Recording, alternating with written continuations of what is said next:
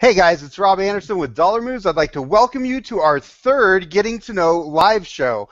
Today we have Sam Cohen, and the shows are basically my favorite entrepreneurs and online sellers who are doing great things that others should aspire to. I get to talk to them and kind of find out where they came from and what they've done to get to where they are now. Now, before I introduce my guest, I'd like to make sure that you guys can hear me and that you can see me. So if you can hear and see me, please go ahead and put in the comments that you can hear me, and my sister will let me know if we can hear, and that would be a good thing. Also, while you guys are letting her know that, if you could let your friends know on Facebook and other social media that we are live, that would be awesome. We'd love to have more people in here.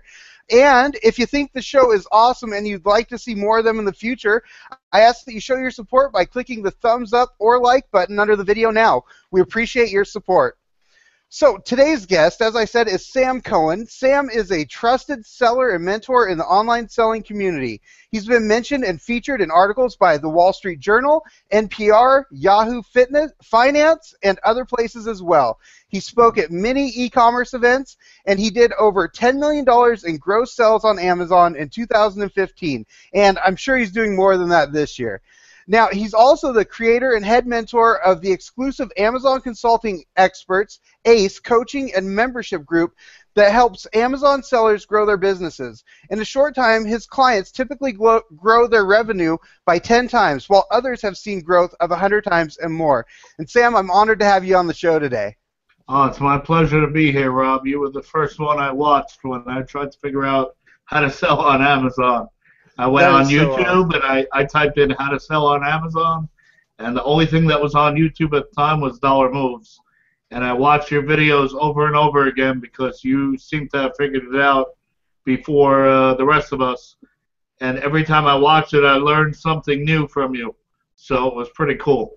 That is so awesome, and I'm so glad to have you here. I mean, that to me, it's like, it lets me know that all that work when I'm sitting in a room just talking to a camera, there's someone listening and doing stuff with it, man. And you've done so much. I can't wait to talk with you about everything you've done. I mean, you're an amazing guy. So the first part of the show, I just want to kind of talk about kind of where you came from. So first, why don't you go ahead and tell the people a little bit about yourself, who you are, where you live, and your family, hobbies, things like that, things that you might want to let people know about yourself. Sure. So I'm originally from Brooklyn, New York. There's a home of a lot of very successful people. I think Brooklyn gives you a certain amount of grit and guts and perseverance. Growing up in a place like that, it's a little bit tough, a little bit fast-paced, but it keeps you on your toes. I'm 43 years old. I live with my wife and 2 of my 4 children. I have 4 children. They're 22, 19, and then 3 and 2. So I have 2 in college and 2 in diapers. Yeah. My son and my daughter are both being potty trained now, so that's awesome. Yeah, it's nice to get done with that. And my oldest daughter is getting married on May 31st, so we're very excited about that. Awesome. Congrats. And my second daughter is also seeing someone. Hopefully they'll get married. And my kids are keeping me young and making me old all at the same time. That's awesome. That's what it's all about, man. Yeah, I got 2 kids asking for cars and credit cards, and 2 kids asking for formula and diapers, and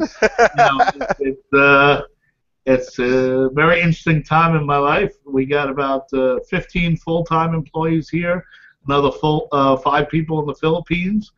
And then every summer, we have virtual assistants in the Philippines. And then every summer, we usually take about between 10 and 20 high school and college kids for summer internships. Oh, wow. So they help us and we help them. They all get paid. We don't do any unpaid internships because I don't believe anyone should work for free, no matter how young or old you are. Right. And it's very exciting to, we have a lot of people that ask to come work here for the summer, and they're like, I don't even want to get paid, I just want to come work for you. And I'm like, that is awesome, but I'm going to pay you anyway. That's cool. And, it's amazing to see the people ages, between 14 and I would say 21. They come here for summer internships, and some of them work in the warehouse, some of them work on computers, and some of them do side projects that I always have in my head that we're trying to develop. This past year has probably been the best year of our lives. We launched Amazon Consulting Experts, which was a dream of mine that I conceived of a year and a half ago. And we announced it in, I believe it was April or May of 2015, and we launched it July 1st of 2015. So it was just in time for the third quarter of 2015. And we were able to sign up 100 clients. I believe that we have about a 98% success rate. And we have clients that have gone from doing their first FBA shipment, and now they're doing 50 to 100,000 a month. And we have people that were doing 20, 30,000 a month, and now they're doing 300,000 a month. We also have one client who did about $30,000 in the 12 months preceding ACE, which is the acronym we use for Amazon Consulting Experts, and he's on pace to do $2 million this year on Amazon. So that's been my passion project. I spend a lot more time with that than I do my own Amazon business now. Right. I wondered about that when he first started. I was like, man, how does he find the time even beyond what he's already doing? So would you say that's your hobby would be ACE kind of?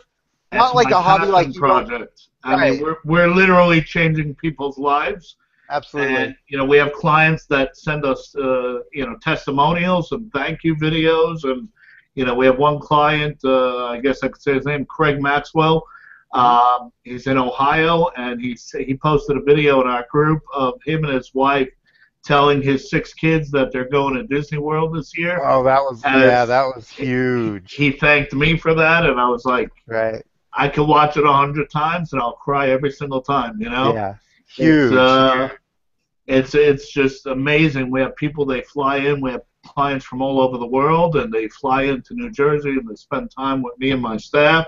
We do coaching calls. We do training videos. We get them discounts, and we really help them. The information that we share in our mastermind group is really information that you can monetize. Right. So it's not just, how to create a shipment or how to, print out something on a Dymo label printer. It's information that you can actually monetize. So that's really been it's really been incredible. That's really where I'm focusing most of my time in the Facebook group, and talking to clients, and we've helped clients take out loans and structure joint ventures, and go to banks for financing. We have accountants in the group. We have attorneys in the group. We have bankers in the group. We have. I mean, it's an amazing group for sure. Yeah, and we have contributing experts like yourself and Chris Green and Andy Slamans and Jay Bain and a whole host of others. It's really taken over, and we're blessed to have quality clients and a quality staff here. We kissed a lot of frogs before we found the right staff here, and we're constantly hiring new people and growing our businesses. Yeah, so that's really awesome. So, hey, I want to talk more about you on this one, though. I know you love Ace, and Ace is awesome, and I think you just about said everything about it, but we're still going to talk more about it later. But I can tell it's your passion project for sure. Yeah. And it's amazing, and I want to talk about it, too, because I've been blessed to be able to see the stuff that's going on in the background, so it's very, very cool. But I want to talk about the first time that you've ever made money in a job or on your own. Do you remember that? Like the first time when you did something in exchange for money, and maybe how old you were? Oh, yeah. I was probably about 14 or 15 years old, and I worked, my uncles had stores on Fifth Avenue in Manhattan, and, I was probably making $200-300 a week, and I was the happiest guy in the world because that was a ton of money to me back then, and I was able to buy my own stuff and do my own things, and it was just incredible to learn from the ground up. I was a stock boy in a retail store, so I learned from the ground up, how to sweep the floors and restock the shelves, and that's really the best way to learn is from the ground up. Oh yeah, and so you've been around retail then pretty much your whole life, right? Yeah, so my dad had retail stores in Newark, New Jersey. Hmm. I used to go to work with him a lot. I don't remember if I got paid though, but my dad paid us in other ways. Right, food, and you got to Yeah, sleep under a roof. and toys. Don't forget the toys. There So you go. my dad had the typical retail stores. They were discount stores, so we sold everything from clothing to socks to shoes. Um, and then every fourth quarter, we would convert the stores into toys and electronics because that's what the customers wanted in Newark, New Jersey during Q4.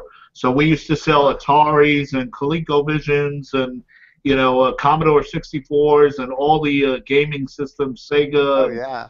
video games, and then we used to sell toys. And I was telling Chris Green this story when we were at Amazon headquarters. Um, my dad, there was a time where Cabbage Patch Kids were all the rage in the 80s. Right. And my dad called his supplier and they said, Elliot, we're not going to get any more till January. These things are impossible to get. We're not getting any more.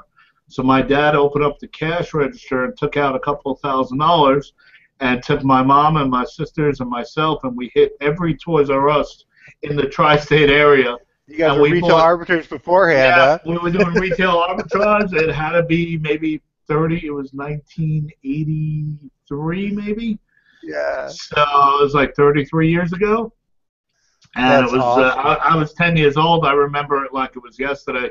And we were able to buy Cabbage Patch Kids at $60 retail, I think it was. We paid the tax, and we brought them to Newark, and we sold them for $200. Oh, I remember the craze. I mean, my mom had to get one, and we drove. I mean, Dad drove all across the state just to find this certain Cabbage Patch doll. Wow. Everyone had to have it back then, man. That Yeah, it and was Thriller amazing. albums, right? And Alf dolls. So Tickle Me how long? Elmo. Yeah, there you Yeah. go. How long have you been selling online for now? So I've been selling online on and off for about 20 years. Oh, really? Yeah, I used to be very successful with eBay Okay. back in the day, and then digital cameras came out. So that's probably, if I had to guess, 15 years ago. And we were selling tons of digital cameras on eBay.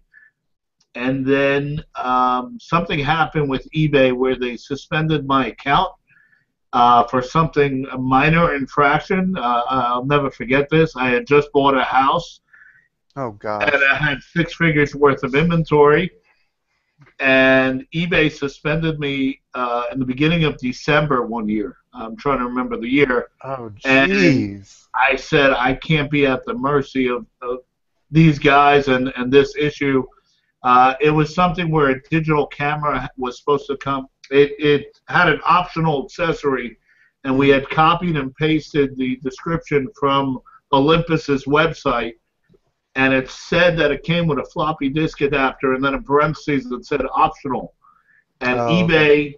eBay interpreted that as us misrepresenting the product and suspended us over it. And I'm like, you Oh got to be God. kidding me. And we were literally doing a couple of $100,000 a month in sales. And I'm like, my feedback is 100%. That was 15 years ago? Yeah, I'd have to Wow. look up the year. It had to be, well, it had to be before 9/11. Did So it was you probably a little bit longer. did you have your own website at that time too, or were you just eBay only? So back in the late 90s, we had computer stores that I managed in New York City, and we had full-page ads in the New York Times, which probably cost us $35,000 a week. Wow. We had gorgeous stores with high rents on Park Avenue and Third Avenue, right by the United Nations. And I was managing stores for a couple of guys that were very wealthy and very successful. And they looked at me one day and they're like, Sam, where's all the customers? And I'm like, well, Dell just started selling directly, and Toshiba had started selling directly, and IBM had started selling directly, and eBay was coming up, and everybody was buying on the internet. And we Right. looked at it, and this was probably 1996 to 1998 where we started to see the shift. Sure. Yeah, that's And perfect time to get in. And I actually went to work for somebody who was one of the first guys selling on the internet. Um, his name is Albert Palacci. He actually owns 888 Lots now. Oh, okay. And I worked for Al, and he was younger than me, so it was a little bit of an interesting dynamic. And Right. then I went back to my old bosses, and I said, hey, why don't we go partners? I know what's going on now, and we could figure out how to sell things online. And we launched a website called shop4digital.com. So it was shop, the number 4, and then digital.com, because digital was like the buzzword back then. Uh-huh. And we started doing tons of business. We made deals with AOL. We made deals with MySimon. We made deals with CNET. And then there was a bunch of random price comparison engines like Price Grabber and Price Scan. And it was find the lowest price on the internet. Right. So they were aggregators of everybody's price. And if somebody clicked through to your website, you pay them pay per click. Uh-huh. And that worked for a while, and we had negotiated some great deals where we can pay them $3,000 a month for unlimited clicks. And then they changed their business model where they wanted to charge us 50 cents or $1 per click. Mm-hmm. And it didn't matter if the customer ended up buying from you or not, you were paying for that click. Oh, really? Okay. So the business model shifted on us, and it became not feasible to sell via that business model anymore. And then we started doing Google and some other things later on, and then we were spending so much money on advertising, and the margins are very small on laptops and electronics and Palm Pilots that we used to sell, and Apple products and Sony products that the business model didn't work anymore. It sounds like you really have been in electronics, like selling electronics most of your life then, huh? I've sold pretty much everything there is to sell. At all. I've sold commercial real estate, so I've sold buildings in Manhattan and Brooklyn. I've sold commercial mortgages. I've sold in flea markets. I've sold, DVDs for $1 in flea markets. That's how I got started in this business. Okay, so was that your own? Would you say that was how you got into doing your own type of business? Was that the first thing you did, was like flea markets, or how did you first get into business on your own without like someone else involved? So I was working for a big electronics manufacturer called Haier, H-A-I-E-R. They're a big manufacturer. They had offices in Manhattan. I was running the B2C, business to consumer e-commerce for them. And then we got word from the Chinese parent company that anybody who was making 6 figures was either going to get a dramatic pay cut or was going to be let go. This was back in 2008, 2009. For the next couple of years, I made money, but it was a struggle. I was doing flea markets. I was asking friends to give me goods on consignment, and I was really struggling to find my way. I was doing some wholesale deals, buying from manufacturers, selling to retailers, but there was no steady, consistent business. And people were scared back then. I remember everybody was scared to spend their money in that time. I mean, when Wall Street crashed and everything crashed, the whole economy crashed, I couldn't get a job for $50,000, let alone what I was making before the crash. Right. And so I was nervous. I was hustling. I had child support and alimony, and I started dating my wife at the time, and she was the daughter of a dentist, so she had never worried about money in her life until she met me. And we were going to flea markets. I had a friend of mine who was selling into retail DVDs, doing programs with Walgreens and some of the other big retailers, and he was giving me all his rejects and returns. And there were a lot of public domain DVDs that wouldn't even sell for $5 at retail. And he was giving them to me, and I wasn't sure what I was going to do with them, but I started selling them in the flea markets for $1. And my wife would go with me, and we'd sell a few hundred on a Sunday just to, pay some bills. And my friend told me, "Don't worry, I know you're good for it. You'll pay me back when you're on your feet again." And when I went to pay him back, he wouldn't take the money. He's like, "Just pay it forward." Oh, wow, awesome. I've been helping people for free for years. Obviously, it was consuming a lot of my time, and it was consuming most of my time. And we came up with this idea for Amazon Consulting Experts, and that's how that was born last year. And I had been helping people on Facebook and people that were struggling for years. So naturally, when we announced this program, it was very easy to get people to sign up. Oh yeah, I mean, like I said, I know you're trusted. You're a trusted expert that people know. You know your stuff, and it's really what's amazing about that is that not many people that are selling the level you're selling are going to take the time to help out. From a newbie to whoever, and you've done that ever since I've seen you from the beginning. You've done that. It's always been amazing. So would you say that would have been your biggest struggle, would have been during those times and trying to get the flea market? That would be that? And how important do you think the struggle is to your story? Like, did you learn a lot from your struggles? Oh, it's huge. It's huge. I mean, I was being threatened with getting thrown in jail if I couldn't pay my child support. So, I trust me, I know what it is to be at rock bottom. I lost my dad very young. I was 19. He was 49. Oh, sorry to hear that. Lost him to cancer, and then about 10 years later, I lost my younger brother. So I've been through a lot in my life, highs and lows.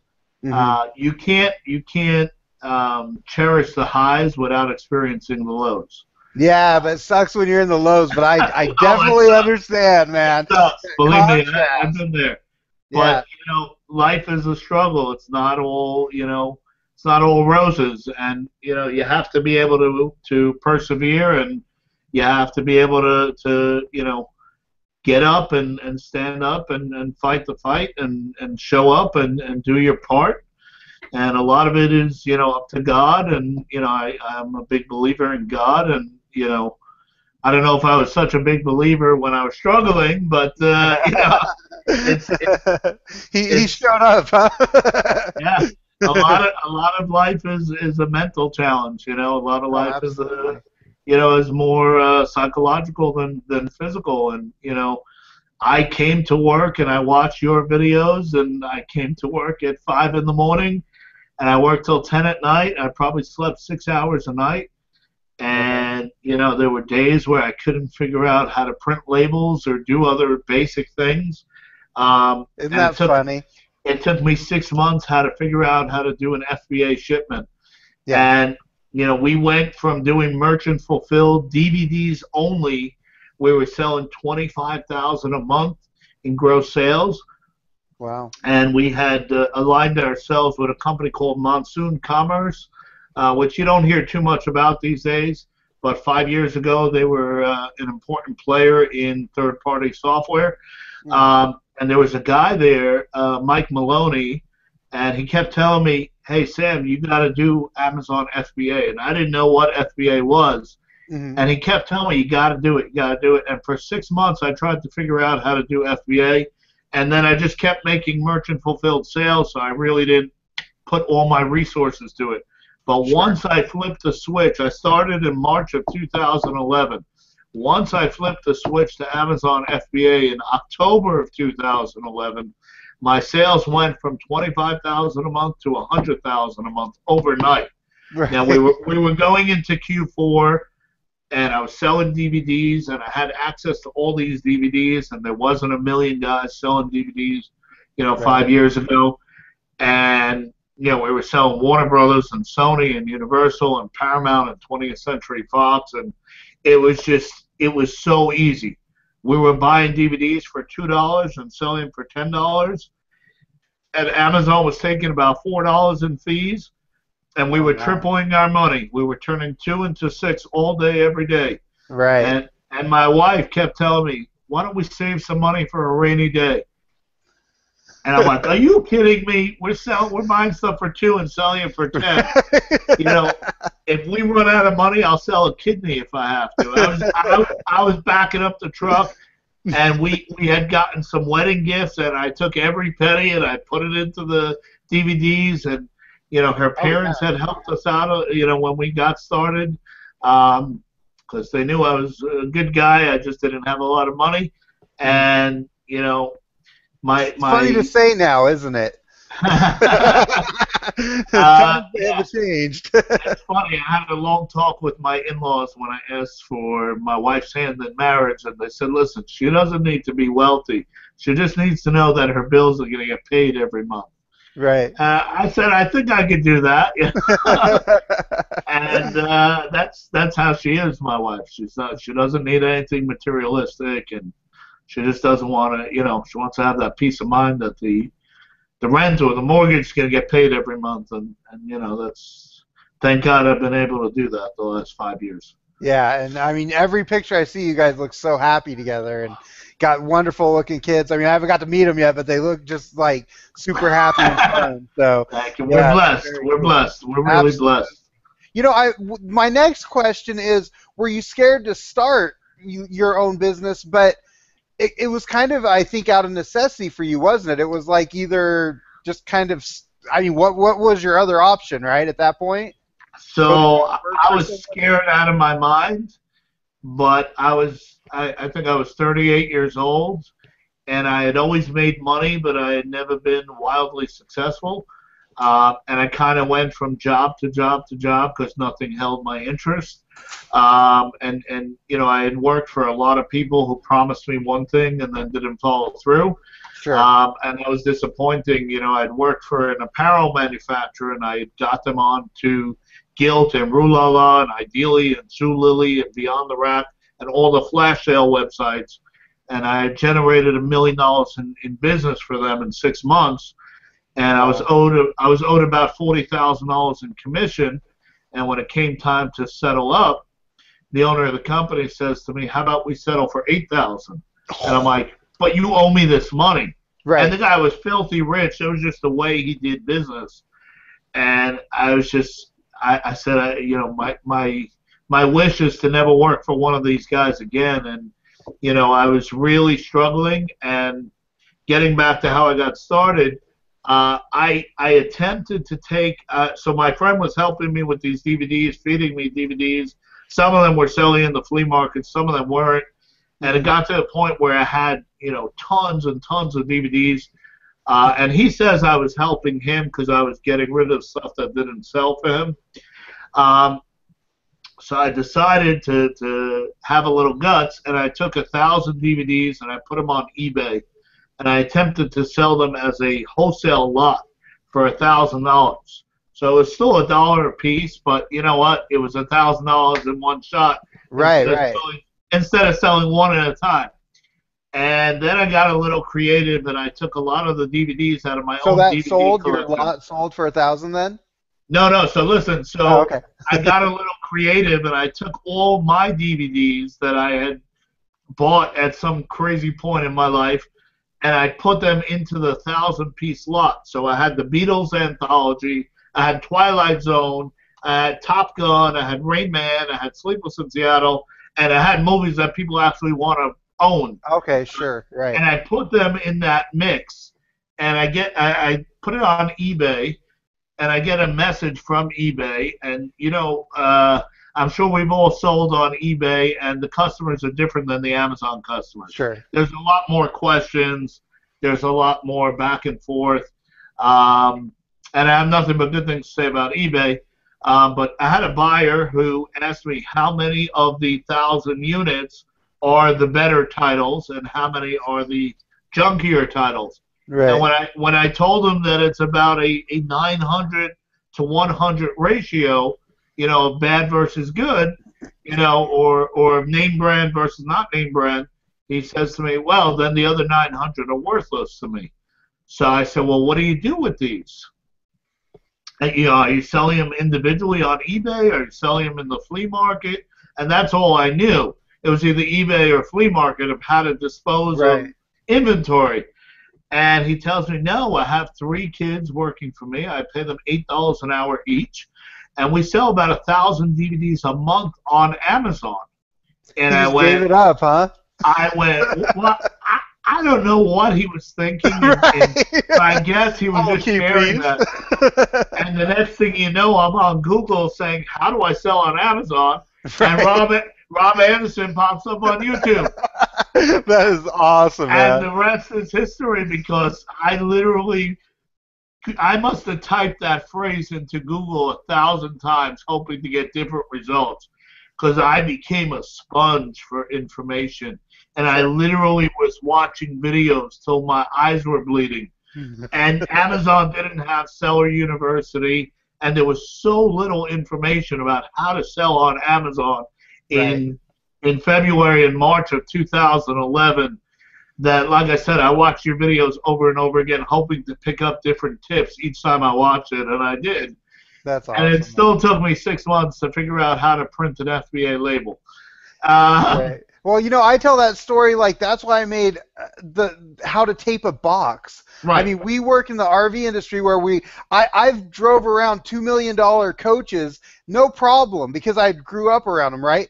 But Right. to tape a box to make it to Amazon, I'm totally scared that thing like how. So I made this video and it's one of my best ones. Those little things where it's just like I don't know. I was so scared to make my first mess up on my I've first seen it. FBA shipment. I've You seen know? it. Yeah. So, Hey, I wanted to ask you, when you first started, how did the people around you, your friends and family, act about your decision to start your own business? I would kind of think it sounds like a lot of your friends and family were sort of entrepreneurial, huh? yeah, so I grew up in the Syrian Jewish community, which is known to be very entrepreneurial. I mean, some of the people that I grew up with are the founders of, Century 21, Oh, wow. Jordache, a lot of big companies, iHome. So I grew up around that entrepreneurial spirit. My dad was a retailer, my grandpa was a retailer. My grandpa used to sell rugs on the boardwalk in Atlantic City. Oh, So awesome. we're a culture of merchants, so to speak. Right. And basically, what we're doing now on Amazon is the same thing over the internet. You know, so I've always been blessed with being street smart. I'd like to think. And I was always I went to college, but it didn't really hold my interest. I got into a lot of trouble in school because I was always bored.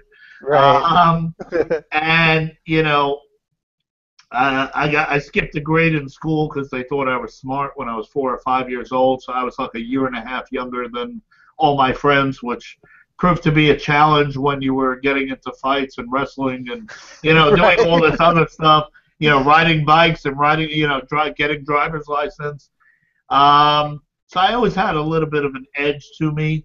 And I think that's helped me in business because, when I started my Amazon business, I was scared out of my mind, but Right. I was also kind of fearless. I was like, all right, I'm at rock bottom. I really What do you don't got to have a whole lose? lot to lose. Right. There So you weren't didn't have people. that fight back from family or friends. You didn't have that because a lot of people, I see that in society it seems like if you tell people, "Hey, I got a job," they're like, "Hey, buddy, right on." And if you Right. say, "I started a business," they're like, "Oh, like poor guy." You know what I So mean? So I had been up, I had been down in my life, and I really was never someone to listen to what other people had to say, for better or for worse, if you ask my mom.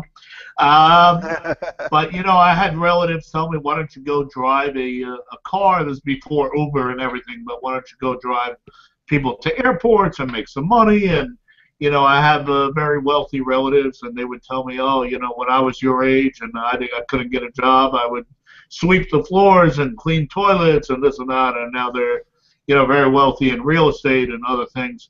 Um, and I think people were kind of like tough on me because I had never really stayed at one place for too long. Uh-huh. And they kind of felt I was like not a vagabond, but like going from I was never settled. I speak to people. I have a client who retired and is doing Amazon now, and he worked for DuPont for 37 years. Oh, wow. I can't imagine doing anything for 37 years. Right.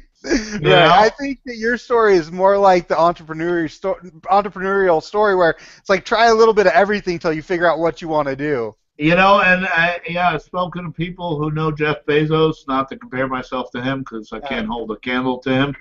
But, he You're getting kind of there, has buddy. the same mentality. Throw everything against the wall, see what sticks, and follow the money. Right. If I made a list of all of Amazon's failures, it's mind-boggling what they did with the auctions and what they did, how many businesses they failed at. And you look at them now, and the world revolves around Amazon right now. I mean, yeah, where no one knew about them in '99 or whatever when they came around. Right. And it's like if you would have said, oh, well, think about how, what was it, Borders and all them used to be like, oh, Amazon, oh, who's going to buy books online? See you later, Borders. You know what I mean? I'll tell you. Yeah, go ahead. No, go ahead. I'll tell you a funny story about Borders now that you mentioned it. Uh-huh. My first deal that I made when I started this Amazon business was not an Amazon deal, but this friend of mine had hooked me up with one of his DVD suppliers, and I'm eternally grateful. And it just to show you how life comes full circle. This DVD supplier is massive, okay, and he was nice enough to sell to me. Because I was a peon and I wasn't a threat to him. Right. And I have an uncle whose brother is very successful, and he had a meeting with I think it was Hilco, which is the big liquidator that handled the Borders liquidation a few years ago. And he had them in his office, and somehow I managed to get some stuffed animals into his hands, and he presented it to the buyers that were running the Borders liquidation, and he showed them they were made by a company called Gund, G-U-N-D. They make very expensive plush stuffed animals. I ended up doing business with them later. Anyway, my DVD supplier had about 20,000 of these Gund stuffed animals that came with a DVD. Now, he was in the DVD business, so he separated the stuffed animals and the DVDs and sold the DVDs. So now he had 20,000 worthless stuffed animals in his warehouse. You said, I'll take those worthless animals. I said, I'll take them all. And I negotiated them down to 10 cents a piece. And he was thankful to get that because it was clearing space in his warehouse. Right. And I had my cousin presented it to the buyer of the Borders liquidation, and he told him these are $10 stuffed animals, and we'll give them to you for $2.50 each. And the guy took all of them. Wow. So I made a $50,000 sale with $48,000 profit. Wow. Now I had to split it with my uncle, but that's really what gave me the money to put into my Amazon business. Yeah, that's huge. So do you do a lot of that? That's sort of that liquidation mentality where it's like you don't marry anything and it's just like turning that money, just getting through it quick as possible. You kind of have that mentality with a lot of your products? Absolutely. And, we sell anything. The question I get asked most is, what do you sell on Amazon? And my answer is always the same: anything we can make money on. Right. And we've sold everything. We've sold everything from shoes to socks to underwear to shirts to hats, gloves, scarves, DVDs, toys, sexual wellness products, baby products, home products, pet products, automotive products, industrial products. I mean, there's probably nothing we haven't sold on Amazon. The only things we don't sell are like knives or guns. Just because I don't want to be in that business. And we phased out sexual wellness just because I have, so many religious people working for me and family members working for me. Right, gets a little. It's not a business I need to be in. But we'll look. We're approved in every single category. We get our clients approved in every single category. This way, when an opportunity comes up, you don't pass on it because you can't sell that. Right, that's huge. And that's the first thing we do with our clients is we get them approved for whether it's shoes and clothing or sexual wellness or industrial or automotive or health and personal care or grocery or automotive or industrial or, frozen products. By frozen I mean the movie, not the cold stuff, and Star Wars Episode 7, and it's just... Right. No, I've seen it over and over again where people will be like, oh, I'm not approved in that or whatever, and you're like, let's get you done. Let's get you taken care of right now. It's amazing. One last thing about getting started. What advice would you give to those people who might be on the fence right now about getting started on their own business? So I may get sued by Nike, but just do it. I There mean, you go. everybody in this business suffers by, analysis paralysis, and they're always worried they're going to make a mistake, and they never start. And I see people that can't get out of their own way, Right. and maybe it was a blessing in disguise that I was in desperation mode, and I've spoken to a couple of my clients about this as well.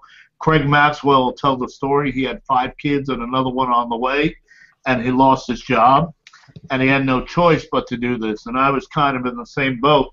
Right. It wasn't a part-time thing for me. It wasn't a maybe this will work for me, maybe this won't work for me. It had to work. Right. Right. And we're blessed that it did work, and I know people don't like to mix God and business, but I thank God every day for our blessings, and it's just been a phenomenal ride, and we're so blessed that that we want to share it with our clients, and it really means more to me to change someone's life than to make an extra few $100,000 or whatever the number is, or do a few more million in sales. It really, at some point it just becomes a scoreboard. It doesn't really affect your, quality of life or standard of living. Right. I've And heard it's it just, called like freedom points at that point. It's just kind of like, you know what I mean? It's just freedom points. But yeah, that's awesome. And yeah, I hope you guys are enjoying this. If you're enjoying what's going on, Sam is giving out so much great information.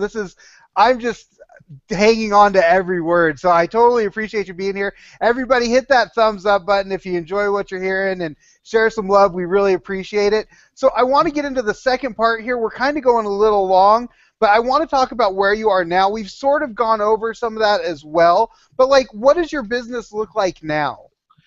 yeah, and the funny thing, just to your last point, is I used to hang on your every word, and that's what helped me get to where I am today. So that's Well, pretty I'm cool. so glad, and dude, you've helped me so much. I mean, you said the thing full circle earlier, and I was like, Yeah. "Amen, brother. Here we are." You know what I mean? Yep. I mean, it's so cool. So, I jump out of bed. I'm sure people see me on Facebook every day. I jump out of bed. Maybe it's 2, maybe it's 3, maybe it's 4, maybe it's 5 o'clock in the morning. And my kids are sleeping a little bit later than they used to, so that gives me an opportunity to work before I spend time with my wife and kids in the morning. And I'm always on Facebook posting and reading and researching and, checking sales and checking, our metrics and feedback and buyer messages and ACE clients. And so where are we going forward? Where business is booming, thank God. We're getting out between 20 and 50 pallets a week to Amazon. What's the size of your warehouse right now, and employees and everything? So right now we have about 15,000 square feet of warehouse with about 600 pallet positions, pallet racks. Everything is somewhat organized, computerized. We have, say, about 15 to 20 full-time employees between here and the Philippines. Then we have another 5 to 10 that are on an as-needed basis. We have buyers, we have bookkeepers, we have people who handle computers and logistics. We have people that obviously do the warehouse work. So we have a nice range. We have people that do retail arbitrage. We have people that do online arbitrage. We have people that do wholesale. We have people that do closeouts and liquidations. And we have people that help us with the private label. What would you say your percentage of each of those is for your business? Someone asked, is retail arbitrage dead? And I know that a lot of the I know that a lot of the articles that you've actually been in have been about you doing retail arbitrage with some of these going and spending crazy amounts of money and filling the backs of huge trucks. So we've done some pretty big retail arbitrage deals, like that deal in Walmart in Baltimore. We've done some other deals as well. And we're focusing on doing things that the other 2 million or whatever the number is third-party sellers are not doing. So we're buying much higher ticket items. We're buying clothing and shoes. We're buying oversized toys. We're buying tools. We're buying things that need to be palletized.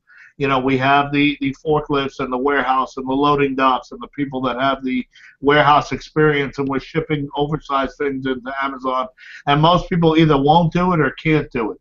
Right. Either they don't have the finances or the guts to spend $200 on an item and hope to sell it for $400 or $500, or they don't have the capital, or they don't have the wherewithal, or they don't have the logistics experience, or the pallet, wrapping and forklifts and trucks and loading docks and LTL freight and all the other things that we do.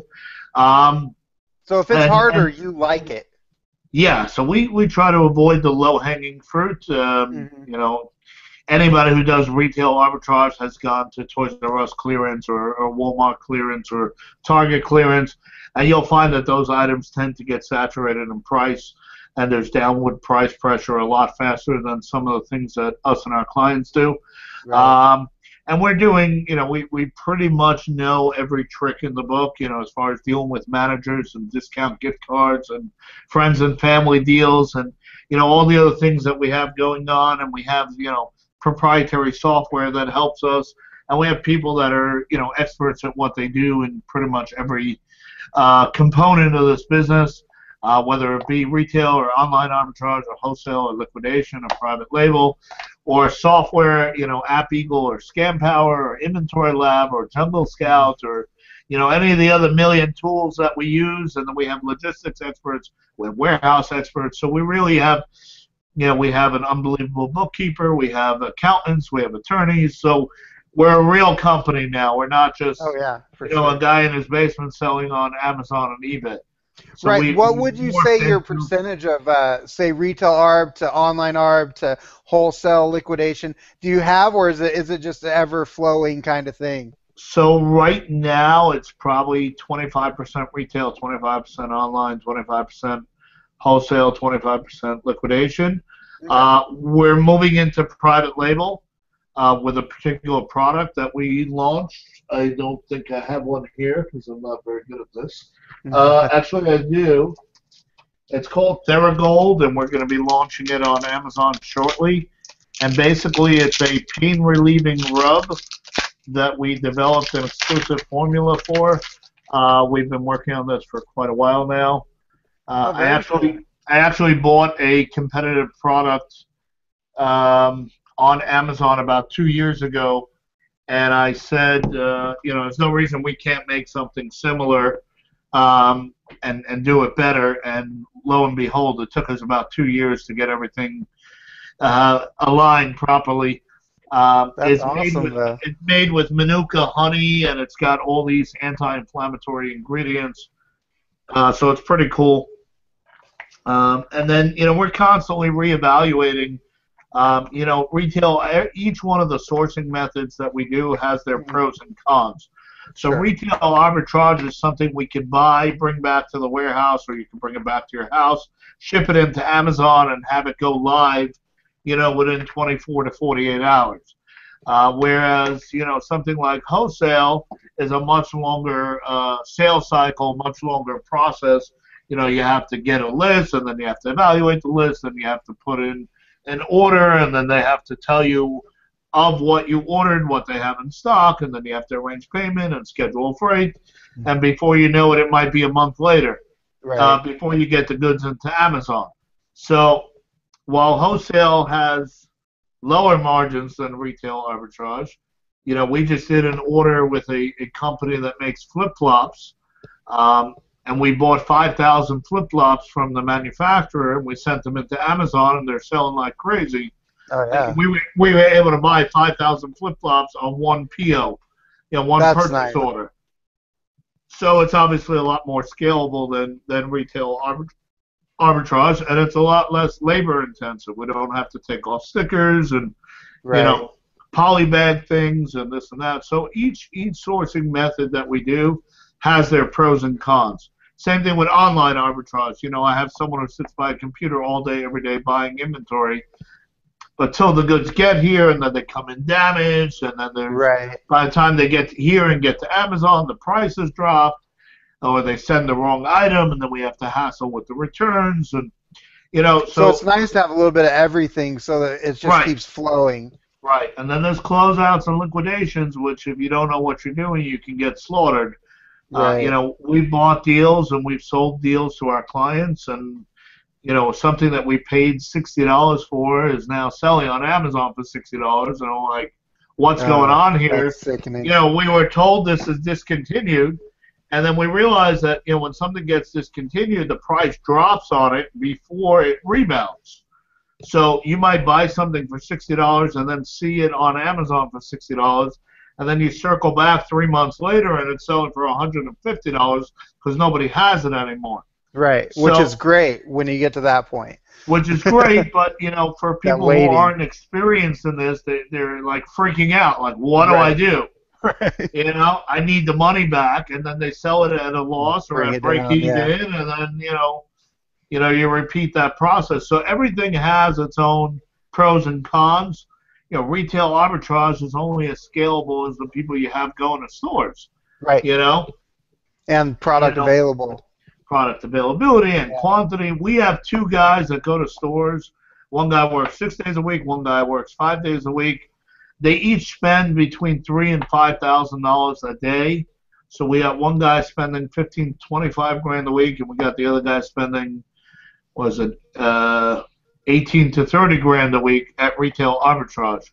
Wow, just on that stuff. That's awesome. On that stuff. Then we have 2 guys doing online arbitrage, and we have guys doing wholesale.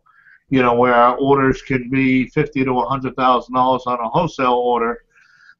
So there's a lot of things going on here. So we're getting close to the end of this hour. I definitely want you to be able to talk more about ACE. I know we talked a lot about it before. We didn't get to talk a lot about. Well, we've talked quite a bit about where you are now. What do you think that you are slated to make this year, to do this year? Because I know you did 10. Was it last year that you did 10 million, or was it the year before? Last year, 2015. Okay. And do you know what you're slated for now, or is it just kind of up in the air? Or? So we have 2 Amazon accounts with permission from Jeff, as long as we play by the rules. Right. And between the 2 accounts, we're probably going to be doing between 15 and 20 million in gross sales, with probably half of that coming in Q4. I would say 30 to 50% of it will be in Q4. Really? So, yeah, that's what we're finding. If we did 5 million in the first 9 months last year, we did 5 million in the last 3 months last year. And we're constantly evolving as a company, where we used to do mostly toys and DVDs. Now we're doing mostly clothing and shoes. We've doubled our average selling price, and we've cut the units that we have to process in half. Right. So it's pretty cool. That's why I love shoes, man. Yeah, we're the information that we've collected over the last year and the data. We have 1 million sales as a reference point of what's going on in that field right now. And we're constantly looking at and managing big data and making decisions based on large data.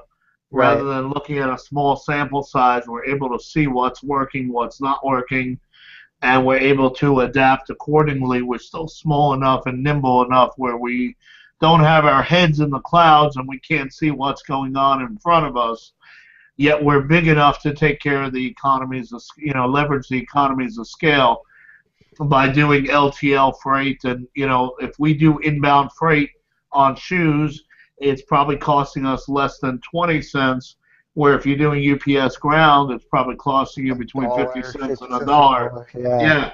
So and that changes your margins right there. Just I was listening to Dan talk about that too, and Greg Murphy, and Dan and Eric, how it's just like you do the LTL and it just goes boom, and it changes the whole scenario. Amazing. Okay, I need to ask you 2 more questions. First one, what gives you the most juice in your life right now? Other than my wife and kids, it's got to be ACE, Amazon Consulting Experts. It really does. It's I live it, I breathe it, I own it. That's my baby. That's my passion project. For those of you that don't know, we launched a business called AmazonConsultingExperts.com. We abbreviate it to ACE so that we don't run into any issues with using the name Amazon. And we've actually gotten called by Amazon to help launch new sellers with our consulting business. We have a lot of people that are brand new to Amazon that are clients of ours, and we have people that do several $1 million in sales a year on Amazon. So we run the full gamut of newbies doing their first FBA shipment to guys that are doing probably $5 million this year in sales, and everything in between. We have clients in Singapore. We have clients in all over the world, California, obviously, and all over the world we have clients, and we have clients that fly in and they spend a couple of days or a couple of weeks with us, and we train them. We do coaching calls with me and my staff. We do training videos. We record everything we do so they have access to it later on, and we really help you become an expert, whether it's I can rattle it off fast because that's how my mind works. Retail arbitrage, online arbitrage, wholesale, closeout liquidation, private label, Scan Power, App Eagle, Inventory Lab, Jungle Scout, OA X-Ray, tactical arbitrage, logistics, Seller Engine Plus, processing and buy lists and logistics in the warehouse and getting the goods out quicker, and inventory turns and cash flow management and legal issues and tax issues and accounting issues and pretty much anything. It's all stranded inventory and suppressed inventory, returns, refunds, reimbursements, reconciliations, pretty much anything that would be part of an Amazon business or even an e-commerce business for that matter. We work with Shopify. We have website developers. And pretty much it's all encompassing. If you want to make money selling online, we can help you. We've decided to keep the membership fee. It's $5,000 for the year, and I would challenge you to find someone who hasn't gotten at least $50,000 added to their bottom line in the first year out of the first 100 clients. Mm-hmm. Every single one of them has made at least 10 times their investment, and some of them have made a lot more. Like I said, we had a client who had access to certain manufacturers but really didn't know how to do Amazon. He was a retailer, and he did $30,000 on Amazon in a year, and he's on pace to do $2 million this year with very healthy profit margins. We had people that were doing $20,000, $30,000 a month. Some of you, I'll mention his name, Auguste Perwanto. In Q4 he did almost $1 million, and now he's tracking at about $200,000 a month. And he listened to what we told him to do. We told him you're an unbelievable sourcer. Stop prepping your goods. Get someone for $10 an hour to prep your goods. Mm-hmm. And he listened. Within 24 hours he had that. We told him stop doing all your back-end stuff, and we trained a virtual assistant to do it for him. The returns, refunds, reimbursements, shipment reconciliation, suppressed inventory, stranded inventory, all the other fun stuff that nobody wants to do. He pays somebody $80 a week to do it for him now. It's $4,000 a year. And he's busy doing what he's good at, which is sourcing, which is what's making him the money. We had guys, Craig Maxwell, I mentioned, David Cohen. We have a guy, Christos Georgiakis. He's going to do probably $5 million this year. Okay. I've seen so many of these people growing. Yeah, I've seen so many of these people grow and grow and grow all year long. And another thing I would like to point out that you really haven't, because you're a humble guy, but how many multi-million-dollar sellers? Like you said, you're looking to do 15 to 20 million this year. How many of those kind of Amazon sellers can you get direct coaching from anywhere? I don't know of anyone. And you are in the thick of things. When I see stuff going on in the Facebook group, as things are happening, these guys are like, okay, what's going on? Tactical, boom, what are we doing about it? And then, hey, everybody, and it's like, come on, guys, here we go. You know what I mean? So it's awesome to see. And I gave this probably about 6 months of thought before I decided to launch it, and I figured out all the pros and the cons and all the haters that were going to come and all the positive things that were going to come, and we really decided that we're going to limit the amount of people that we work with so that we can give them hands-on, custom tailored coaching to each individual's needs. And we have people that don't know how to create a shipment, and we have people that are doing millions of dollars and need more sources for inventory or need more better processes so that they can be more efficient with their time or be more practical with their sourcing money, to deploy their sourcing money. And we really tried to get quality people as clients. And if I told anyone who my clients are, they're in awe of the quality of the people that we have as clients. And we really handpicked who we wanted to work with. We didn't just say, okay, you want to pay us, we'll take your money. Because we really wanted people who are going to take action, who are going to monetize the information that we gave them, who are going to, grab life and be successful. We didn't want, their failure is our failure. Their success is our success. And going into year 2, it's going to be much easier to sign people up for ACE because we established credibility. We were told we can't be a seller and do consulting at the same time. Nobody's ever done it successfully. We did it successfully. We were told that you can't do both. We're doing both. We were told that you're not going to be able to get people to take action. We've gotten people to take action and grow their businesses by leaps and bounds. And you had 100 this year, right? 100. We had 100 people. We plowed most of that money back into coaching and training and software and discounts. Yeah, I mean, there's so many things people don't even know about, like the store and the software and there's so much stuff that's, I mean, it's just so much. And like Sam said, he's always thinking of things, and like things are always happening in the background, always. Why don't you tell people how does someone go about getting into it? I mean, is it an interview process, or how would somebody, if they were interested in doing 10 times to 100 times what they're doing now and want to get into ACE, how would they do that? So basically, go to our website, AmazonConsultingExperts.com. You can call our office. The phone number is on the website, 732-695-6355. I'm always available to speak. My staff is always available to speak. We can give you references of the 100 clients that we had in the first year. You can hear firsthand how it's going for them in the first 10 months. Or is it 11 months now? And you could really see results, and we tell people it won't work if you don't work, right? So if you're willing to put in the work, it's funny, we just had that, our first conference here in New Jersey, and we had about 300 people there that flew in from all over for this. And right next door, there was a communion going on in the country club that we rented out.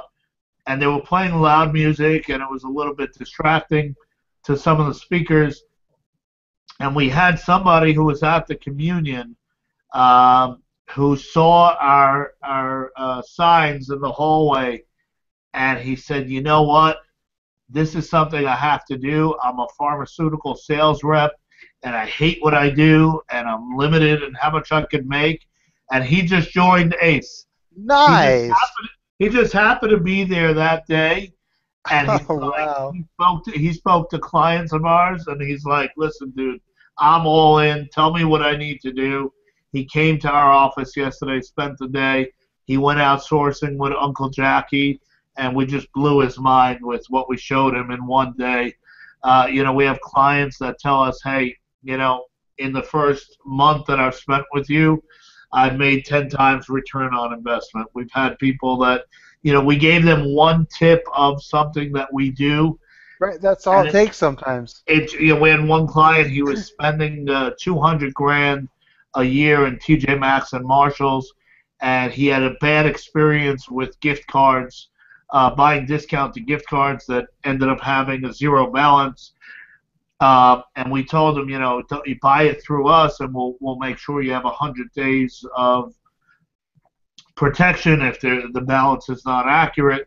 And, we're getting them discount gift cards. We buy them in bulk so we get better rates Right. than the public does. We're buying discount gift cards at about 25% for TJ Maxx and Marshalls. And he said, just on that one item alone, 25% of 200,000 is $50,000 that I'm going to make extra this year. Right. Just from that one little thing. And Crazy. there's so many things that we do. Much. We set up a prep center where we're prepping our clients' products, only open to our clients for $1 a unit. We're probably losing money on that, but that's okay because our clients are making money. We just opened a retail store in a very upscale shopping center called Cobblestone Village here in New Jersey on the Jersey Shore. Where we live and work is kind of like the Hamptons of New Jersey. It's a very wealthy, affluent area. So we're calling all these manufacturers like Michael Kors and some other big companies, and we're opening accounts with these companies because we have a brick and mortar upscale boutique, and we're able to negotiate deals where we're also able to sell the products on Amazon, and it's opened up a whole new world of wholesale suppliers to us and our clients. We took 100 people and we let them buy into this for $1,200 a year, which is $100 a month, to be able to say you're an partial owner of a brick and mortar retail store in New Jersey. And we're opening up accounts that we can never open if we were just selling on Amazon. Right. And that the opportunities are infinite. I mean, we have a full-time staff that's literally calling thousands of companies opening wholesale accounts. It just started, and you can place one wholesale order with a company that won't sell to Amazon-only sellers, and you can make back all your money 10 times over. We're also doing custom software development. I just hired someone today who's going to be an in-house custom software developer, and we're going to develop tons of tools for Amazon third-party sellers that are either as good as or better than what's currently on the market. We're going to give it to our clients that participate in this for free. And then anyone who invests in this project will be able to participate in the profit sharing when we sell it to all the other 2 million third-party Amazon sellers later down the road once it's fully developed. And that's just the stuff you're doing now. And this stuff became something that happened. And the way Sam thinks, stuff is always coming up, and he's sharing it out there with the people that are members and that are doing this, and he's really giving back. So if you guys are interested, definitely go to the website and check it out. Sam, thank you so much for coming on to the show. It's my pleasure, Rob. I so appreciate it, man. And I mean, it's just my honor to have you here. And thank you so much, for bringing up my name at different times and stuff. I'm glad that the YouTube channel is there for you. I mean, it's really amazing. If I go back 5 years, I have tears in my eyes of how much of a struggle it was to get started. And there was no Chris Green yet, and there was no other information out there about how to sell on Amazon, and it really helped me get to where I am today, and we're blessed, and I thank you, and I thank God, and my wife and my children, which are my why about why I do things, Right, absolutely. Well, thank you, my friend, and you have given to me so much, and to watch you give to everyone else is just, it's a blessing for sure, man. We're definitely blessed, and thank you very much. Now, are there any last words or anything that you'd like to add before I do the housekeeping and we get off of here today? I just want to say, something that I've seen from speaking to hundreds of sellers a week and thousands of sellers a month and, tens of thousands of sellers a year. Don't be so afraid to fail that you give yourself no chance to succeed. It's okay to take risks. It's okay to take calculated risks. Make the best decisions with the best intentions, with the best information you have in front of you at that particular time. Don't be your own worst enemy. Don't be afraid to make a decision and be so indecisive that you give yourself no chance to succeed. There's very few things that you can do that will get you suspended for life from Amazon. Now, we had about 15 clients that got suspended in the last year for one reason or another. With the help of Nate McAllister, we've gotten every single one of them reinstated. Awesome. Unless you do something egregious like counterfeit goods or stolen goods or running multiple accounts without permission from Amazon, it's a very, they're suspending more people these days, but they're also reinstating a lot more people than they used to. So don't ever be afraid to do something within the Amazon rules in terms of service. Don't be afraid to take a chance. Don't be afraid to buy an item. Don't be afraid to try something you've never tried before. A year ago, we started selling shoes, and in the past year, we've sold over 30,000 pairs of shoes for over $2 million. Wow. Just to put that in perspective, a year ago today, I don't think we had sold one pair of shoes. So, go big. Don't be afraid to try new categories. Don't be afraid to try new things. I was selling, getting back to what I said originally, we had that guy tell me he was selling 1,000 DVDs a month. We're selling 1,000 DVDs a day on Amazon today. When everybody tells me DVDs are dead and there's Netflix and Hulu and Vudu and Redbox and Amazon Prime and DVD sales are dead, everything is streaming, we're still selling 1,000 DVDs a day, not a week, not a month, not a year, a day on Amazon. We're still selling all 7 Harry Potter DVDs, widescreen, full screen, collector's edition, special edition. This stuff sells on Amazon. You don't have to have the latest and the greatest movies or whatever you're selling, toys or things sell. There's a market for everything on Amazon. If somebody wants to buy a Harry Potter movie, they can't walk into Best Buy. They can't walk into Suncoast or FYE or whoever's left that's still selling DVDs at retail. It's not so easy. Same thing with toys, same thing with shoes, same thing with anything else. You have to sell things that there's a demand for, and there might be a shortage of supply. It might be discontinued. You want to sell limited edition items. You want to sell collector's edition. You want to sell exclusive items. You want to sell discontinued, out of production items, not expired items, but you get what I'm saying. You want to sell things that not everybody else is selling or can sell or will sell. When you're selling all these things, it's less likely that Amazon's going to be on the listing. When you're selling all these things, it's less likely that there's going to be 700 sellers on the listing. We knew from September of last year that the game Pie Face was going to be in short supply. We have a direct relationship with Hasbro. We deal with about 7 different Hasbro distributors. They all told us they didn't make enough. And I went on to Facebook and I told people in different groups, you got to stop buying Pie Face. And everyone said, no, you're an idiot. There's end caps of them at every Walmart, every Target, every Toys R Us. There's no shortage.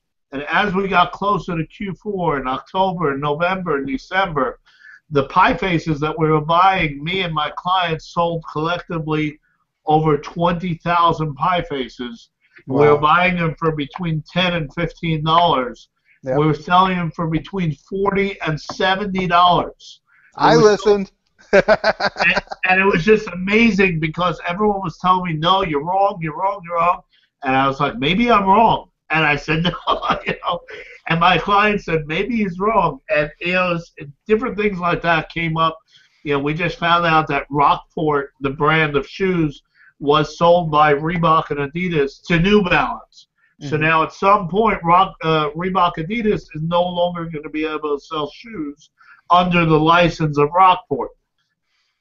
Us and our clients probably bought 50,000 pairs of Rockport shoes for between $10 and $20 that are selling on Amazon for between $80 and $300.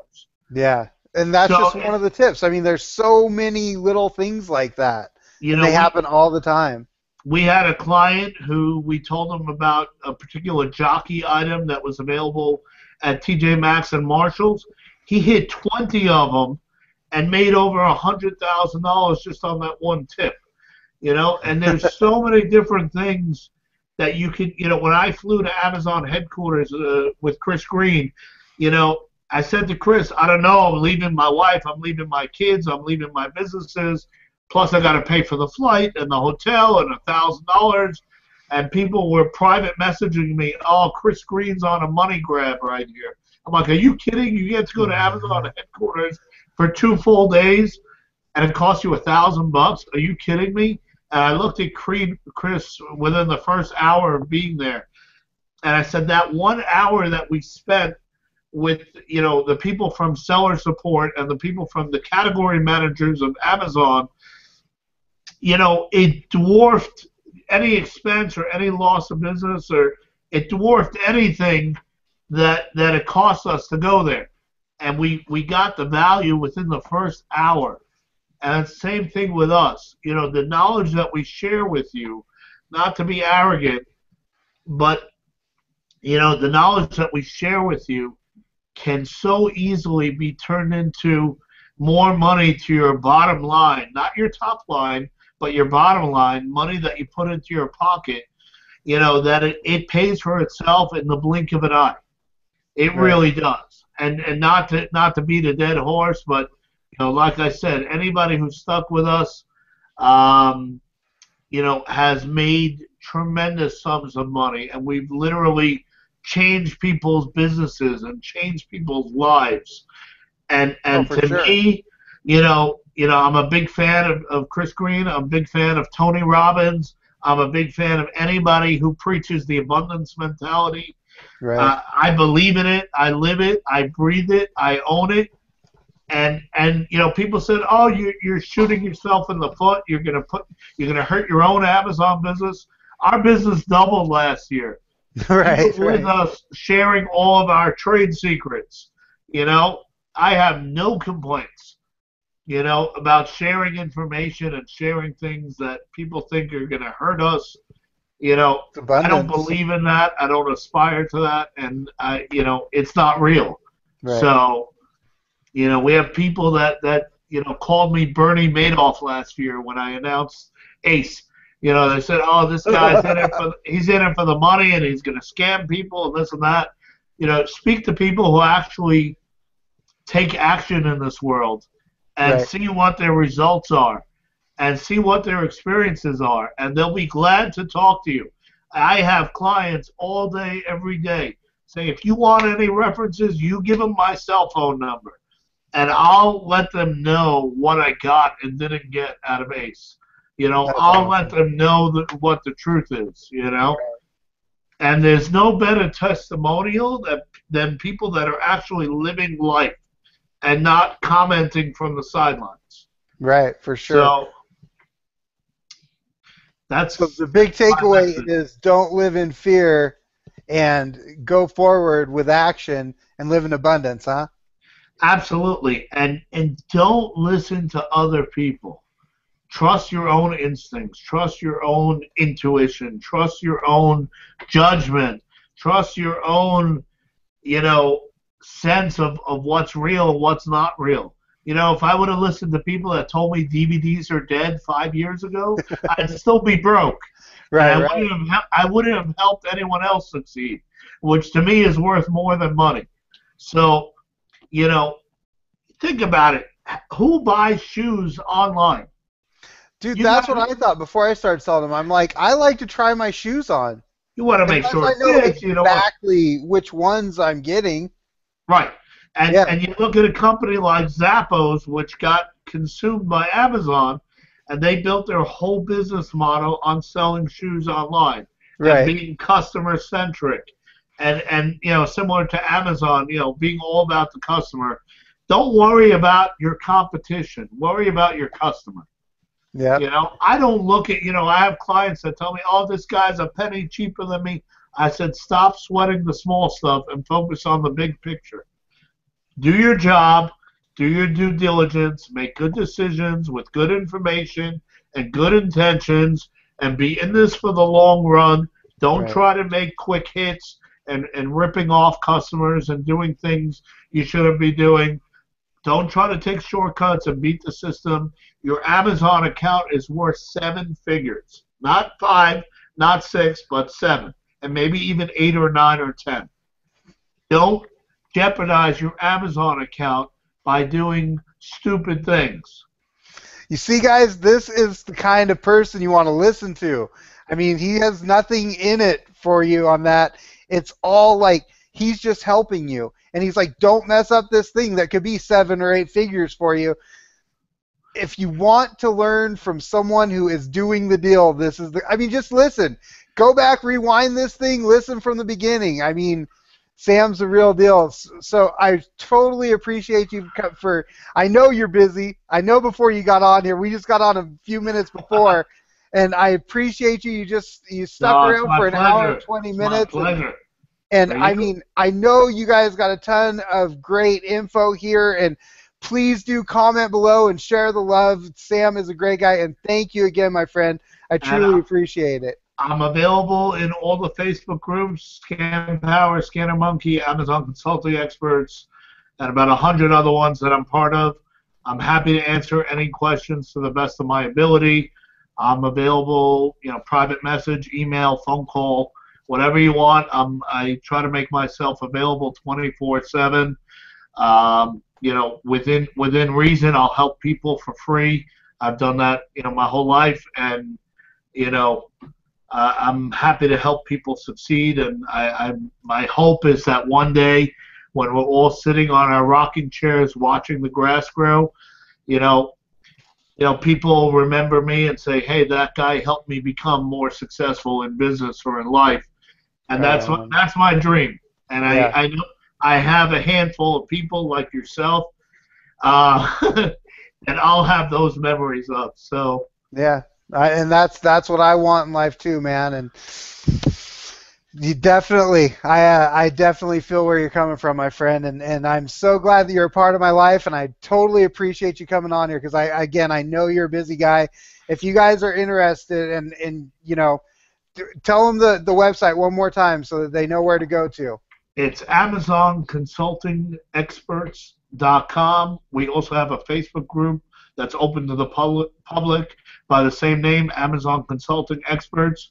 And then if you become a client, we have an ACE Mastermind group where we share much more actionable information, specific details about what we're doing. We show you exactly what we're buying and where we're buying it, and a million other secrets that are too many to enumerate here. I just want to leave you with this one thing. Align yourself with positive people. Align yourself with people that are generous and giving and sharing of their knowledge and their time. People like Chris Green, Andy Slamans, Jay Bain, Rob Anderson, and a million other people that I'm happy to align myself with. There's two different schools of thought for people that help people. Some of us get bashed as gurus, and we're ruining it for the rest of the world. And then there's other people that say, "Hey, this guy really wants to help me," And I think if you practice the latter rather than the former, you'll be a lot more successful in life, not only in business but in life.